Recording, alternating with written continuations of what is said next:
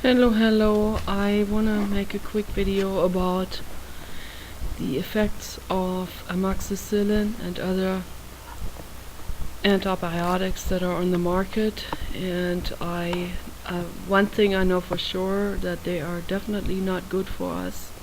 They're not good for our systems, and they may even have long-term damage that they cause to either the nervous system or the liver or the kidneys, or toxicity that stays in the body that needs to be chelated out later on with natural chelating agents. I don't know. I feel like what I'm realizing right now is I'm not now about a week after I finished the amoxicillin, and I was on amoxicillin for about 10 days. Was taking it 3 times a day for an inflammation on my root, and I don't know even whether that helped it or the garlic. I took lots and lots of garlic as well.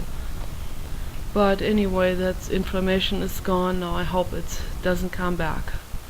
But what I realized when I was on amoxicillin is that I was high. I felt high. I felt like my speech was slowed down, and I see it also in the videos that I made during that time. And I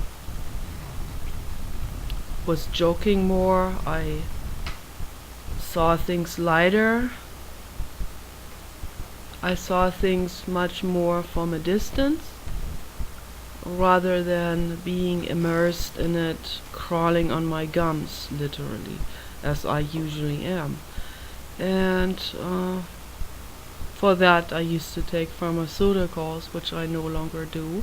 I quit those in 2003, which was extremely hard to come off from. And not in a way that makes you psychologically addicted, but the body gets used to it in a way. It gets addicted to it. It gets dependent on it. So when you quit, then body doesn't even release its own endorphins for a long time. It has to get used to releasing its own endorphins again. That's the same as with any drug withdrawal. But what I realize now is that even the amoxicillin has that effect. Not only that, the amoxicillin has a drug effect, much more so than the pharmaceuticals, the psychopharmaceuticals, much more than the antidepressants and the antipsychotic drugs and all of that they tried on me. So none of these psychopharmaceutical drugs had any high making effect at all. I didn't even notice any improvement. It wasn't, I didn't even notice any improvement. It was just that when I quit, that my body was not even anymore able to make its own endorphin. That's all. I only noticed the negative side effects, basically, and a whole range of negative side effects. That's why I had to quit it, because it was damaging my liver and my kidneys, and my urine was brown, and I had no more. I couldn't walk anymore. I couldn't get up anymore at some point. So that's why I had to quit it. I didn't need to have a doctor give me this testimonial or some whatever. I was my own testimonial. So I knew right then and there that the drugs had to go. And it was life-saving for me, otherwise I would have died. So yeah, I saved my life by quitting the pharmaceuticals.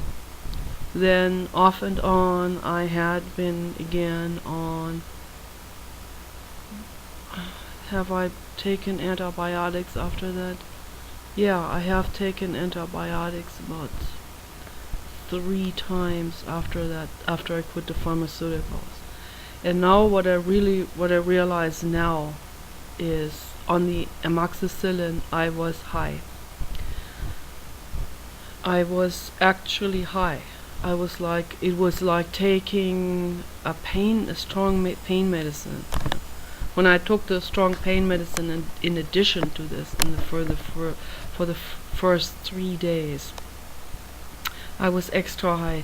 But then I noticed even when I quit the pain medicine, once the pain was no longer there because the inflammation was reduced to the level where I had no more pain in my jaw, then I noticed I was still high. I still had this strange, this like when you feel like a buzzing going through your system, a little bit like when you drink alcohol, a little bit of a buzz high, like where you don't, where you're not, where things are buffered, where you're not crawling on your gums, where you feel like you are numbed down to the point where things are not as edgy as they usually are. And one can get definitely used to that. So I was very surprised to see that amoxicillin has that high making effect, and I wonder how far this is intended. I wonder what they put into it, what other ingredients they put into it other than the antibiotic medication itself. There's no label of ingredients that we got there with that package, So I don't even know what's in it. There may be mercury in it. There may be aluminum in it. There may be a mind weakening agent in it to make you become a better consumer, to feed the corporations. There may be a thing in it that relaxes you, that makes you care less about issues, that makes you less outspoken politically. There may be all kinds of stuff in it, and when I have the feeling I'm high on that stuff, I joke more. I don't want to feel better on a drug, on antidepressant or on antibiotic or on pain medicine, or I don't want to live my life based on that. I want to become naturally relaxed. I want to do it holistically, of course. Well, for me, this is clear now. Okay, I'm never going to take antibiotics again, ever, no matter how severe it is. I'm going to take, even if I had flesh-eating bacteria, I would have the maggot therapy done instead, which works way better, and I would just do entire detox programs. I've already done one detox program, acute inflammatory bowel disease. I completely cured it by going completely raw. So for 3 weeks, I was only eating raw food, nothing else. I was not eating bread, I wasn't eating anything else. And that completely cured the inflammatory bowel problem. Then I relapsed back into the bad eating habits afterwards. I started to eat pasta and those kind of things again.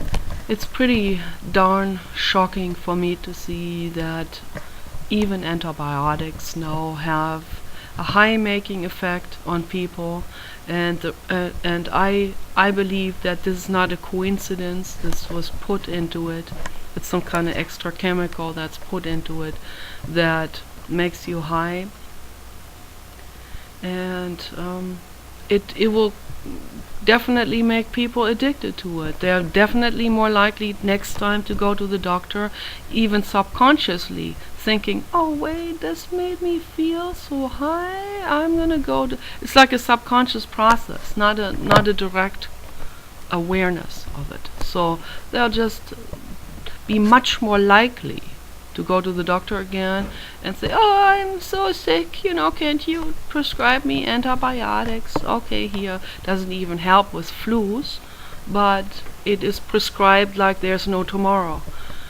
And also because we have the completely upside down incentive system, the doctors, they get some kind of kickback for prescribing certain antibiotic medicines. For flus, flus are viruses, antibiotics, they're going against bacterial strands, so they don't even take care of the virus.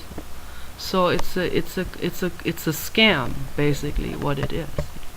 And I am really raising the question: are there high-making drugs in antibiotics? So I let you figure this out. I let you help me find out. Let's find out together. Peace out, bliss out. Take care.